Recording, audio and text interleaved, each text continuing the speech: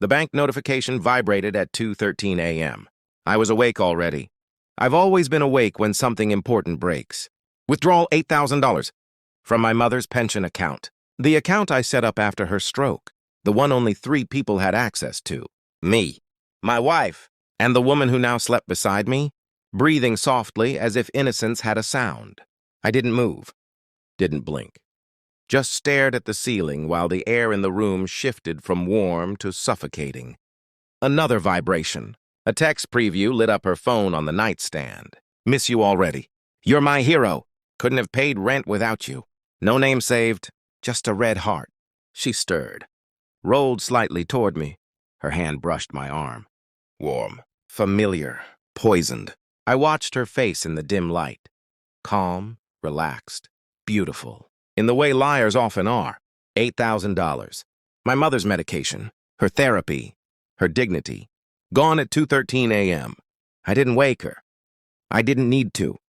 The storm had already begun inside me. The next morning, she kissed my cheek before leaving for yoga. She smelled like jasmine and deception. You work too hard, she said softly. Relax a little, janitor boy. She liked that nickname. I used to think it was playful. Now it felt surgical. Janitor boy, because I managed properties, maintained buildings, wore simple clothes, drove an aging sedan. She married a man she thought was small, convenient, harmless. I smiled back. Enjoy your class. She left. I opened the shared financial dashboard. 3 withdrawals over the past month, $23,000. All routed through my mother's account. Transferred into a private digital wallet. The wallet was linked to a man named Daniel Reyes. Unemployed. History of small gambling debts. Evicted twice in the past year. My wife had been paying his rent. I didn't confront her. I scrolled further. Her messages weren't even encrypted. They didn't need to be. She thought I was too simple to look. You deserve better than him. He's just safe. Once he signs the property transfer, we'll be free. Property transfer. That caught my attention. She believed I owned nothing. She believed I cleaned other men's floors. She didn't know the buildings I managed were mine. That the villa in Switzerland wasn't a vacation rental. That the quiet accounts in my name existed long before she did. She thought she was stealing from weakness. She was stealing from a vault. And from my mother. That was the part she miscalculated. I called the bank first, then a private forensic accountant, then an old college friend who now worked cybercrime for the FBI. I didn't tell him everything. Just enough. Document it, he said. Let her move. Don't interrupt a thief while she's building the case against herself. So I didn't. I made breakfast. I folded laundry. I kissed her goodnight. I even transferred the property deed into a revocable trust. Not for protection, for presentation. I installed hidden cameras in the home office. Tiny, silent, patient. I adjusted the pension account security to track IP addresses.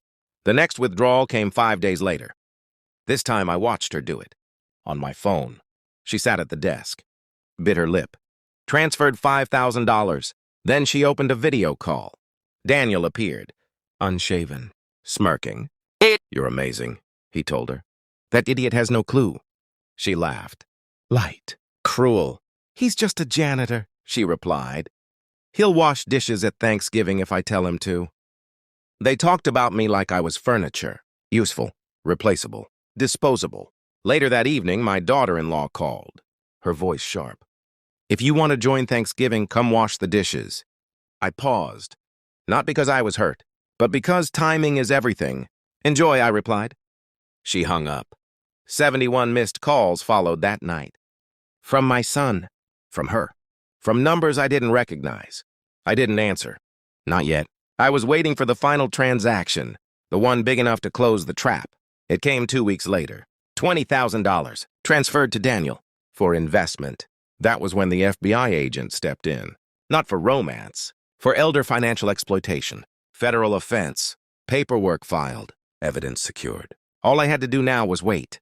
The arrest happened on a Tuesday. I wasn't home. I watched through the camera. 2 agents at the door. Calm. Professional. My wife opened it wearing silk. Confused. Then pale. They read her rights slowly. Her hands trembled. She looked around the room as if searching for someone to wake her from it. Daniel was picked up an hour later. Interstate wire fraud. Conspiracy.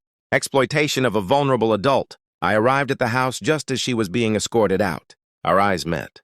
She looked shattered. "You did this?" she whispered. I held up my phone, played the recording of her laugh.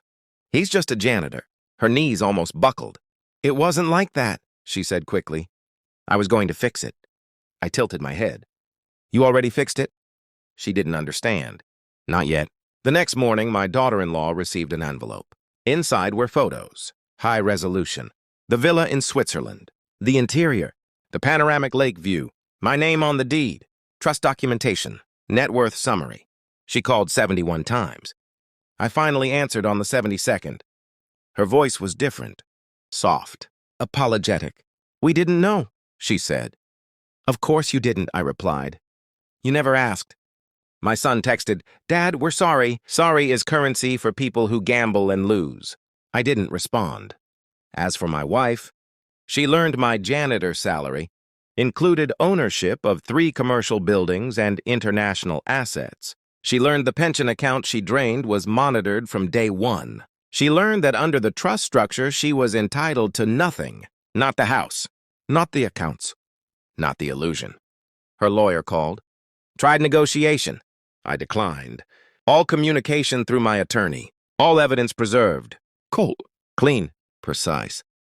I visited my mother that evening.